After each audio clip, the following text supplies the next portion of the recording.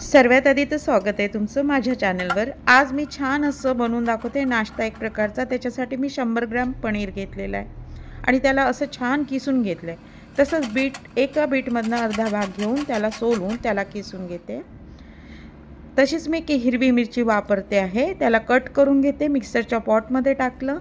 आता मी अर्धा चमचा जिरे घेतले, तसंच मी एक लाल वाळलेली मिरची घेतली आणि थोडीशी सोप, थोड्याशा मगजतरीच्या बिया अशा घेऊन मी त्याला मिक्सरमधून काढून घेतलं। तुमच्याकडे त्या बिया नसेल तर चालेल, थोडी सोप वापरा, थोडे तीळ वापरा। तसंच मी चवीनुसार मीठ घेतलेलं आहे आणि थोडंफार मी तिखट टाकणार आहे। ऑलरेडी मिरची आणि थोडा गरम मसाला पण घेतला आहे, अगदी अर्धा चमचा घेते सर्व। आणि तिखट घेतलं, किंचित हळद टाकते, जास्त हळद टाकत नाही आहे बघा। आता याला व्यवस्थित मिक्स करून घेते, पूर्णपणे छान मिक्स करून घेत आहे। आणि त्याला तुम्हाला कोथिंबीर वापरायची तर नक्की वापरा, छान वाटतं बघा। आता मी 3 बटाटे, 150 ग्रॅम बटाटे मी उकळून घेतलेले आहे आणि त्याला व्यवस्थित सोलून किसून घेते। किसून घ्यायचं कारण हेच आहे की कुठलाही पदार्थ करताना तुमच्या त्याच्यामध्ये गाठी राहत नाही। तशाच मी ब्राऊन ब्रेड वापरला आहे, तुम्ही साधा ब्रेड वापरा चालेल। माझ्याकडे 3 स्लाइस घेतले आहे मी ब्रेडच्या। तसंच मी मीठ चवीनुसार आणि व्यवस्थित मिक्स करून घेते पूर्णपणे, असं छान प्लेन होईल असं मिक्स करते। तुम्ही पाहिजे तर मिक्सरच्या पॉटमधनं काढू शकता। आता बघा मी त्याला छान मळून घेतलं, थोडंसं तेल हाताला लावून घेतलं आणि त्याला आता छान असं पूर्णपणे प्लेन करून घेतलं डोला। आता त्याचे मी कट्स करून घेते समप्रमाणात बघा। मी व्यवस्थित कापून घेते, सारखे अगदी इक्वल करून घेतले।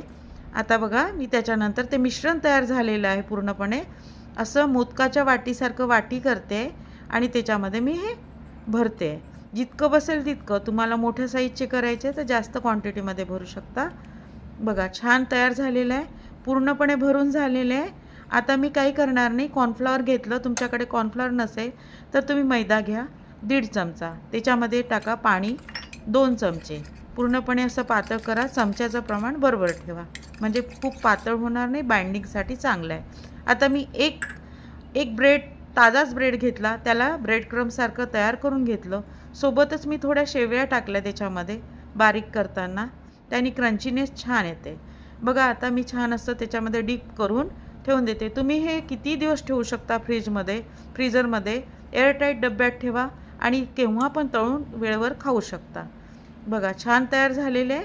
आता याला मी पूर्णपणे ब्रेड क्रम्ब आणि ते शेवयांचा भुरका केलेला टाकलेला तो लावून घेतलं। आता मी याला जवळजवळ थोडा वेळ फ्रीजमध्ये ठेवते, मला सध्या तळायचे नाही म्हणून मी अर्धा ते 1 तास ठेवून देते। तुम्ही 15 दिवस ठेवा, 8 दिवस ठेवा, त्याला काही होणार नाही। तसंच आता पनीरचं सगळं मिश्रण उरलेलं होतं, त्याच्यापासून छान चटणी करून दाखवते मी तुम्हाला। फक्त 1 चमचा दही वापरून, त्याच्यामध्ये काही न घालता दही टाकलं, थोडं पाणी टाकलं आणि चटणी तयार। आता मी तेल गरम करायला ठेवलं, हे फ्रीजमधनं काढून घेतलं। आता मी तळायला घेते। खूप छान कुरकुरीत आणि असे सॉफ्ट नाही होत, असे खुसखुशीत होतात। सगळ्यांना आवडेल, मुलं तर आवडीने खातील। कधी कधी शाळेच्या टिफिनमध्ये द्यायसाठी पण तुम्हाला कामी येतं।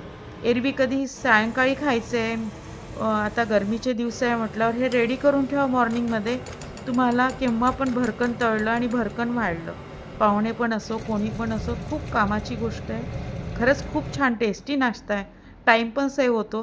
तुम्ही नक्की बनवून बघा। आणि बघा किती छान मी तोडून पण दाखवलं बघा, कलर इतका छान आहे, याच्यामध्ये चीज पण किसून टाकू शकता। कसे वाटले तुम्हाला हे एक्स्ट्रा क्रिस्पी पनीर कटलेट्स? मला नक्की कमेंट्स बॉक्समध्ये कमेंट्स द्या। थँक्यू सो मच, भेटूया पुन्हा।